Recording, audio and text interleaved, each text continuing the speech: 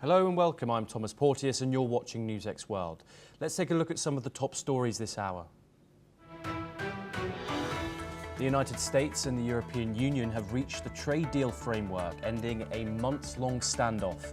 The agreement includes a 15% US tariff on EU goods, half of the threatened 30%, with zero tariff access for certain US exports to Europe. The UN aid chief calls for a permanent ceasefire in Gaza, not just a pause, as restrictions ease and over 100 truckloads of aid are collected. Trump says Israel will have to make a decision on the situation, while the WHO warns malnutrition has reached alarming levels in the Gaza Strip. The leaders of Thailand and Cambodia will meet in Malaysia to discuss a ceasefire in their deadly border dispute. The US is assisting in the peace process, with US Secretary of State Marco Rubio monitoring the situation.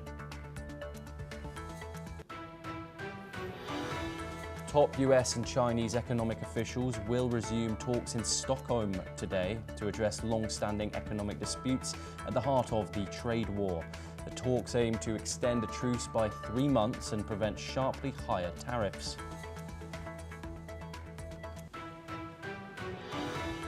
North Korea has no interest in South Korea's reconciliation proposals, according to Kim Jong-un's sister. She said President Lee Jae-myung's commitment to the South Korea-US security alliance makes him no different from his hostile predecessor.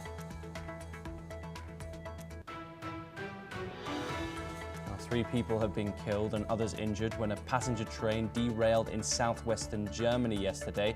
The incident occurred between Radling and Merkinge, with around 100 people on board.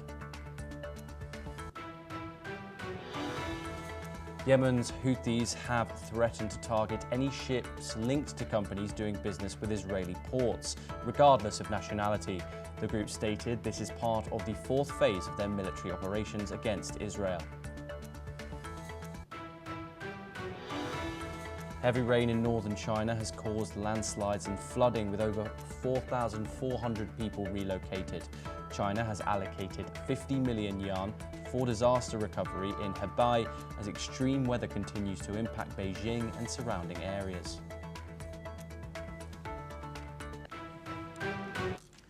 Now we start this hour in Europe, where the US and the European Union have reached a new major trade agreement with key impacts on autos, energy and agriculture. US President Trump confirmed a 15% tariff will hit EU exports, including autos. Trump says Europe will also invest $600 billion in the US and buy $750 billion in energy.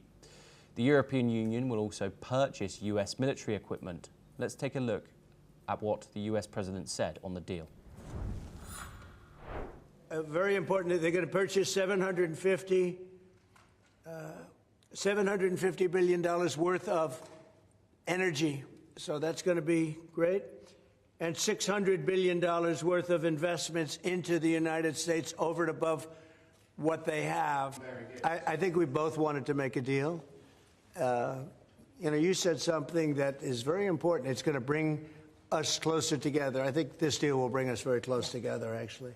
Sort of, it's a partnership in a sense, but it's a very good point, and it's something that's... EU Chief Ursula von der Leyen confirmed a 15% tariff on pharma and autos, with 0 for 0 tariffs on some agri and strategic goods. No decision yet on spirits, however. Steel tariffs to be cut with quotas. She called the deal fair, balance and a historic transatlantic partnership, with major US LNG purchases expected. Here's what the European Commission President said. Today we have also agreed on a 0 for 0 tariffs on a number of strategic products.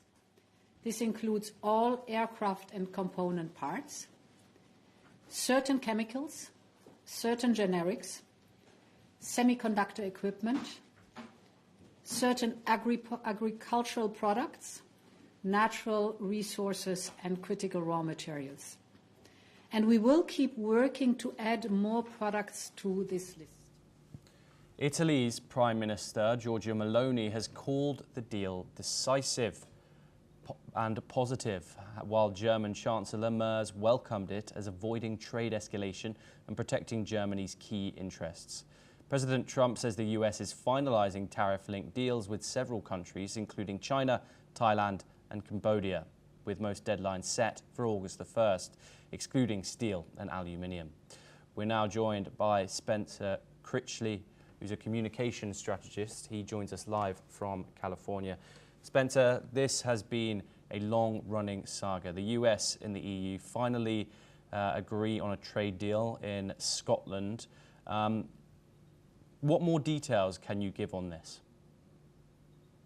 Well, I think I can offer some context.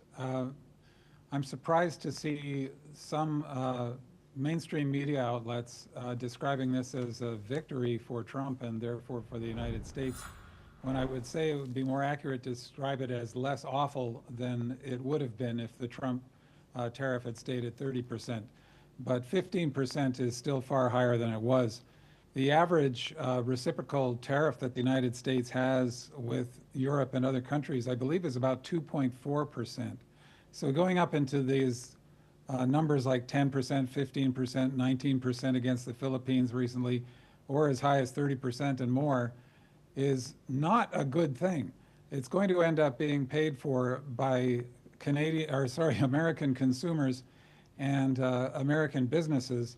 It's going to slow down trade, and that will not happen only if those tariffs go lower. So the tariffs themselves are not a good thing. Spencer, a huge grievance for Trump is this $230 billion trade deficit that the EU has with the United States.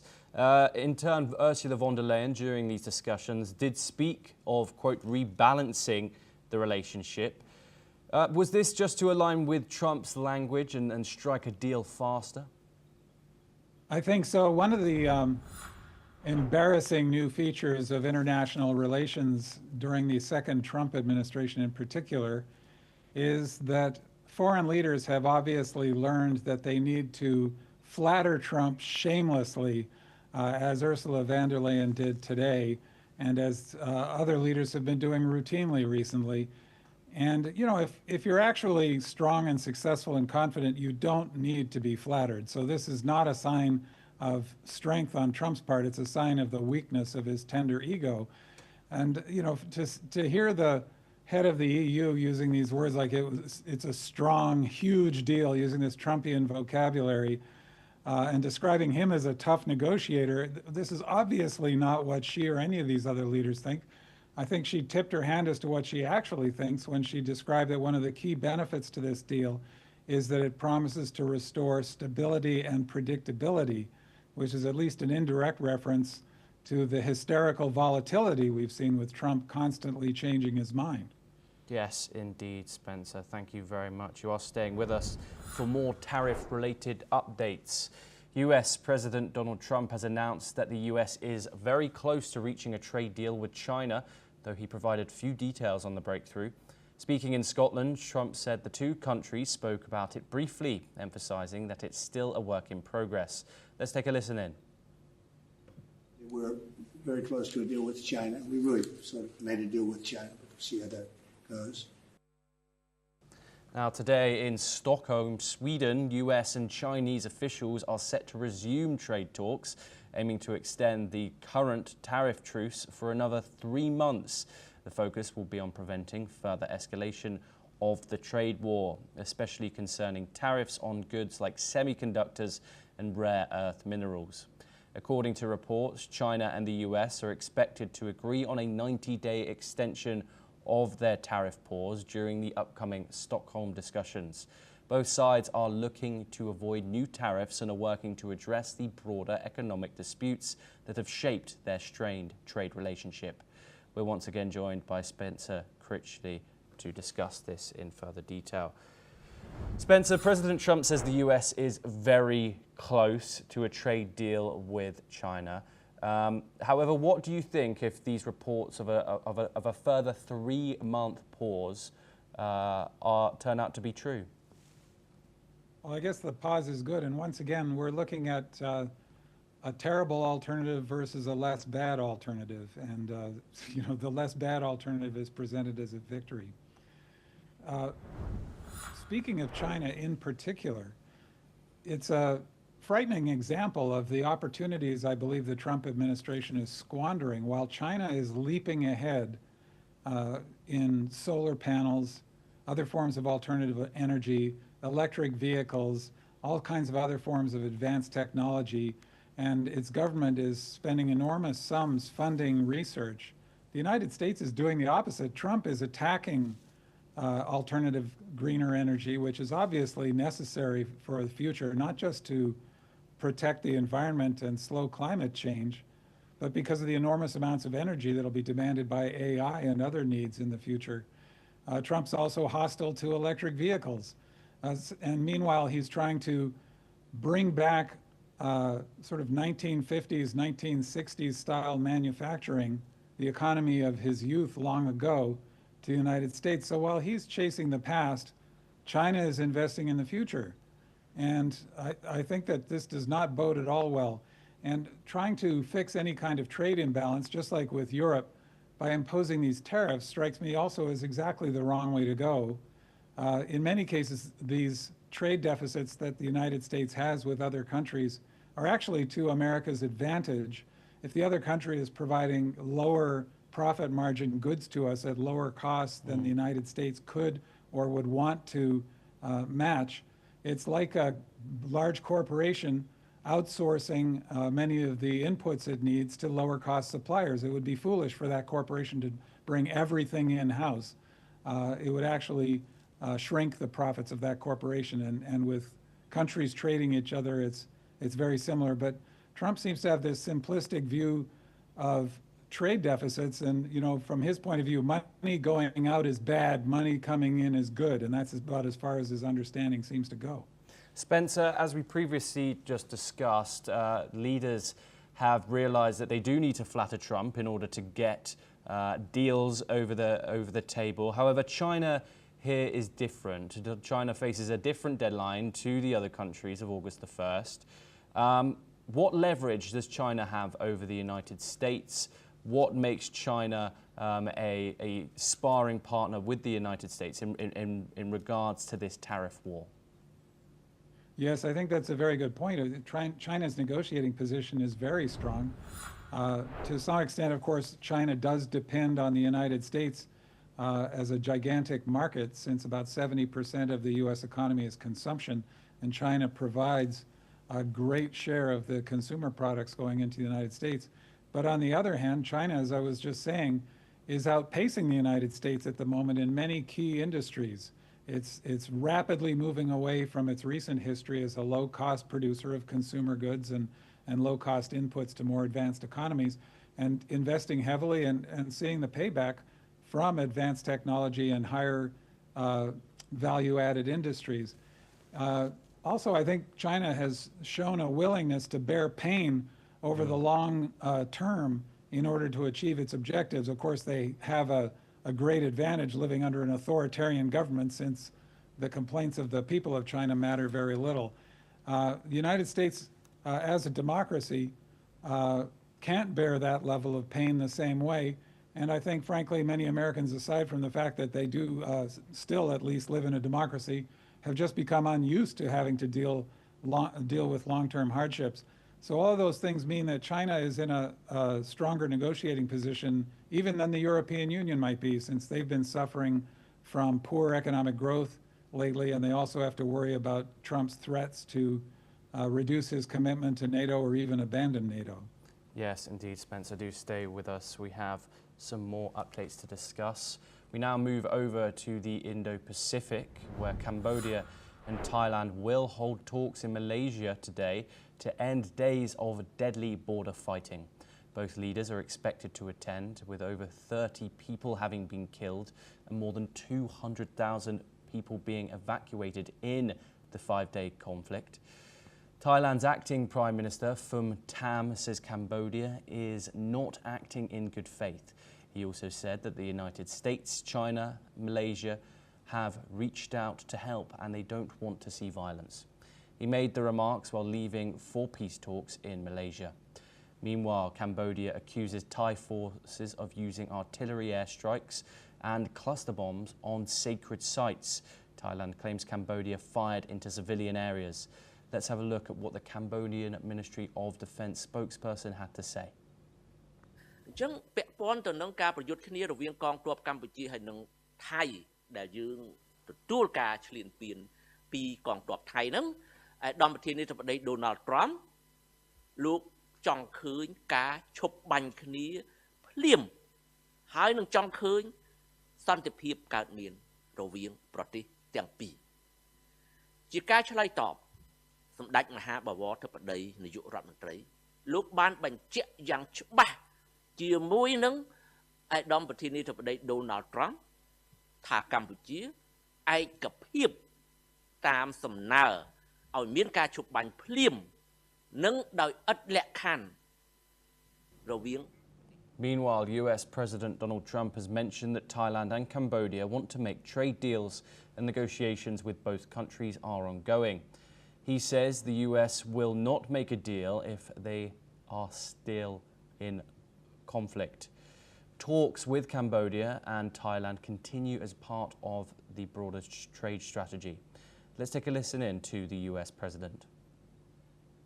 I asked my people, I said, how are we doing with Cambodia and how are we doing with Thailand? And they say they're going to be coming in at some point to talk. I said, well, let's call them right now. So I called the prime ministers of each. And I said, we're not going to make a trade deal unless you settle the war.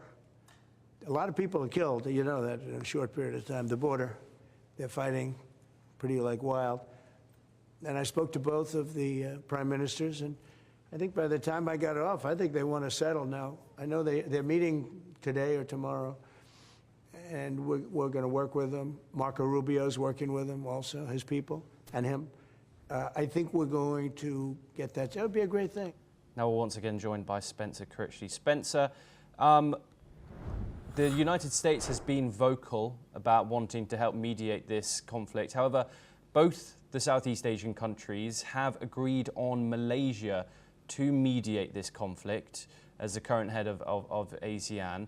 However, the Secretary of State, Marco Rubio, says that US officials are in Malaysia to help in these Cambodia and Thailand talks. Why does the US care about this conflict?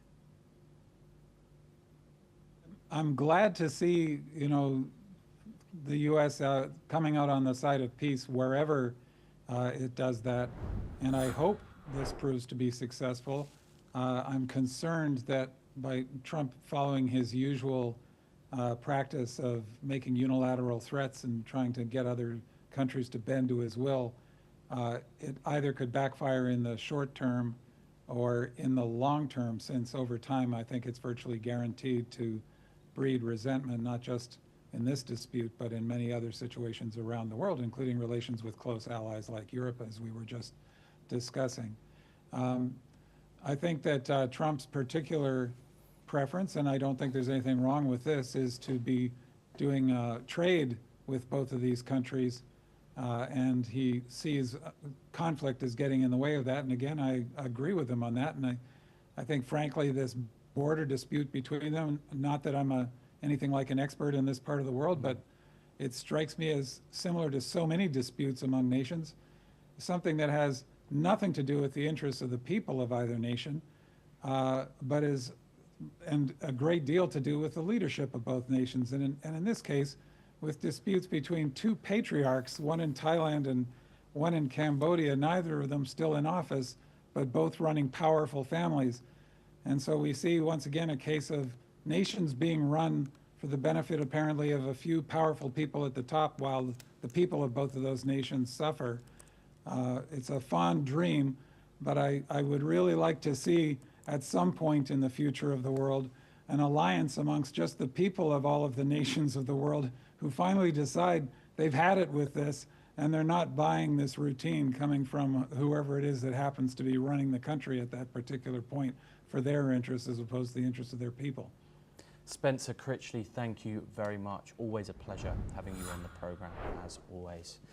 For our next story, we move over to the Middle East, where Israeli Prime Minister Benjamin Netanyahu has denied claims of starvation in Gaza, asserting that Israel has allowed sufficient aid to come in line with the international law.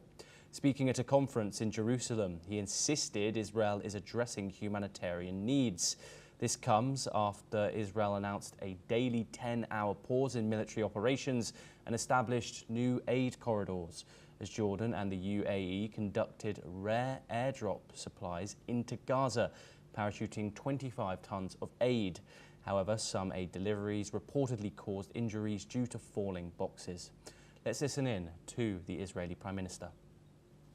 But the main thing that I want to stress is the importance of winning the battle for truth. And that is a battle that we fought even as we speak now.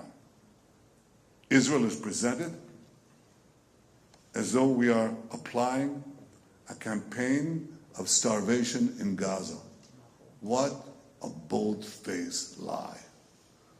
There is no policy of starvation in Gaza, and there is no starvation in Gaza.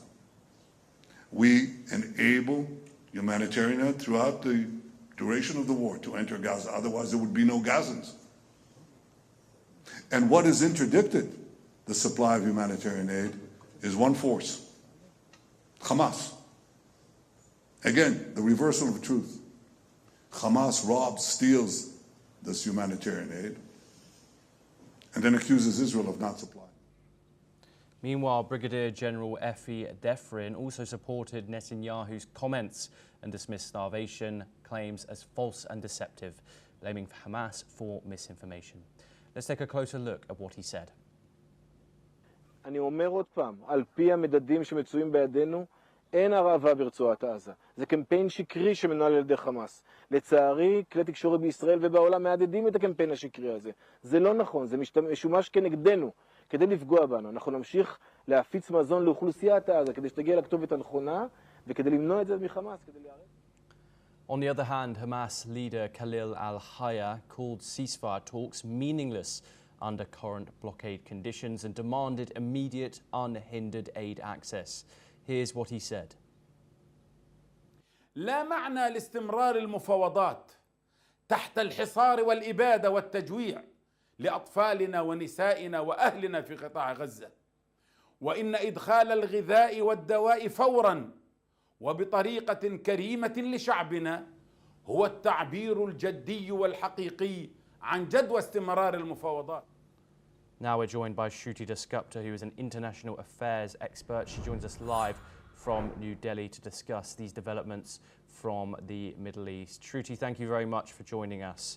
Some of these statistics that have come out from agencies like the United Nations, who says that over 1,000 people have died from starvation and malnutrition amid the ongoing blockade. And we also have the World Health Organization that says nearly 1 in 5 children under 5 in Gaza are now acutely malnourished. What are your thoughts to think that Benjamin Netanyahu says this is a complete lie? I mean, we've all seen photos of starving children and starving people in the Gaza Strip. What are your thoughts here on Benjamin Netanyahu's comments? Greetings, Thomas. Thank you so much for inviting me. From what I understand, Gazans have been turned into the cheese in the mousetrap between Hamas and the IDF, and their starvation is being utilized very effectively to kind of bring pressure on Israel and its activities in Gaza. Of course, there is starvation. Of course, there is malnutrition, because it's a war-torn zone, not just troubled by what the Hamas was doing even before the October 7th attack, but also after it. So getting aid into Gaza is a necessity, and there are people who are suffering. To say that there is no starvation is living in an deception of their own. But also the numbers that we've been talking about, we have to understand that it is a war-torn zone. We do not have the exact tally. We cannot go inside as an external party or any UN or any other organization cannot go into those zones and get the correct analysis of what is exactly happening. We have to believe whatever the Palestinian regime tries to tell us, or the numbers Hamas peddles out. The photographs are there, but how they are presented, sometimes I feel that even the Gaza Humanitarian Foundation's own photographs are proofs of how badly the starvation would have been affecting the Gazans themselves. So it is a difficult situation. Unfortunately, while we hold Israel responsible for stopping the aid trucks to flow in, we are unable to hold Hamas responsible, who are also very much part of this peace deal and are actually actively stopping the peace from happening in Gaza. Shruti, thank you. You are staying with us to discuss further updates. The United Nations aid chief, Tom Fletcher, has confirmed that some movement restrictions appeared to have been eased by Israel in Gaza after Israel decided to support a one-week scale-up of aid. Fletcher said in a statement that initial reports indicate that more than 100 truckloads of aid were collected from crossings to be transported into Gaza. However, the UN aid chief also stated that ultimately they don't need just a pause but a permanent ceasefire. This comes as US President Donald Trump says that Israel would have to make a decision on their next steps in Gaza, adding that he did not know what would happen after moves by Israel to pull out of the Gaza and hostage release negotiations with Hamas. Let's take a closer look at what he had to say. I mean, they're devastated. And I said, when you get it down to a certain number, you're not going to be able to make a deal with Hamas. Because once they give them up, then they feel that that's going to be the end of them. And what I said is exactly true. You know, they had a routine discussion the other day, and all of a sudden they hardened up. They don't want to give them back. And so Israel's going to have to make a decision. Meanwhile, WHO has warned that malnutrition rates are on a dangerous trajectory and at alarming levels in the Gaza Strip. The agency says of the 74 malnutrition-related deaths in 2025, 65 occurred in July, including 24 children under 5. We're now once again joined by Shruti Dasgupta. Shruti, what does this one-week aid scale up in Gaza actually mean for the people on the ground? Is this enough for the current humanitarian crisis in Gaza? Unfortunately, Thomas, it is too little too late. Although the aid is now trickling in, it is not sufficient in numbers, as what I understand from the reports that I've been reading, as well as it is too late. People who have already lost their lives or are already into the vicious cycle of famine would not find the aid that has trickled in any kind of succor to their suffering. But beyond that, Israel is going to have to make a choice, and unfortunately the choice will not be pro-Gaza, because whether the right wing or the left wing in Israel, they both want hostages back and Hamas out, and Hamas has refused to deal in terms of the hostage situation completely. And as I've said before, they are the political capital on which they deal with IDF, and they refuse to give it up. So first, let's try. I think the world needs to, apart from pressurizing Israel to have food trickle in, aid trickle in, they should also pressurize Hamas into letting the people go, because on the other side of this question are also dead and live hostages held for months together by a hostile force, terrorist organization. Yes, Shruti Dasgupta, thank you very much for joining us on the programme. We now have another update coming from the region. Yemen's Houthi rebels have escalated their threats, warning they will target ships linked to companies doing business with Israeli ports, regardless of the ships' nationalities. The announcement marks the fourth phase of their military operations against Israel. The Houthis' spokesperson gave a televised statement. Let's listen in. تقدر القوات المسلحة اليمنية كافة الشركات بوقف تعاملها مع موانئ العدو الإسرائيلي ابتداء من ساعة إعلان هذا البيان، ما لم فسوف تتعرض سفنها وبغض النظر عن وجهتها للاستهداف في أي مكان يمكن الوصول إليه أو تطاله صواريخنا. تدعو القوات المسلحة اليمنية كافة الدول بأن عليها إن أرادت تجنب هذا التصعيد الضغط على العدو لوقف عدوانه ورفع الحصار عن قطاع غزة. فلا يمكن لأي حر على هذه الأرض أن يقبل بما يجري. إن ما تقوم به القوات المسلحة اليمنية يعبر عن التزامنا الأخلاقي والإنساني تجاه مظلومية الشعب الفلسطيني الشقيق، وإن كافة عملياتنا العسكرية سوف تتوقف فور وقف العدوان على غزة. Despite a May deal with the United States where both sides agreed to halt attacks on each other, the Houthis clarified that Israel was not excluded from their targets. The situation very much remains tense and all nations are being urged to pressure Israel to lift the blockade on Gaza. We're now joined by Ambassador Suresh Goel, who's a former diplomat. He joins us live from the Indian capital. Thank you very much for joining us, Ambassador Goel. How serious is this warning from the Houthi rebels? This warning to target any ships doing business with Israeli ports? Well, Houthi is a real threat, not only in terms of blockading the movement through the Red Sea and the port in Yemen, but even in terms of the alignments. Israel, Houthi, Iran are the real kind of in equilibrium, the military conflict, which I don't think will be resolved unless there is a solution to both Iran problem and to also Gaza. Therefore, I don't think, and when Houthi say that the places, the locations in Israel are a target for them, I do not know if they have the capacity to do so.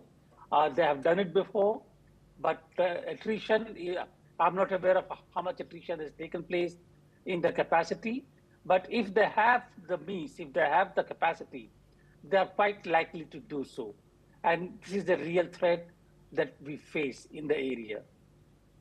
Yes, Thomas. Ambassador Suresh Goel, thank you very much for joining us. Unfortunately, we have run out of time and that's all we have time for, but we will continue to bring you more news updates from around the world. Thank you very much for joining us.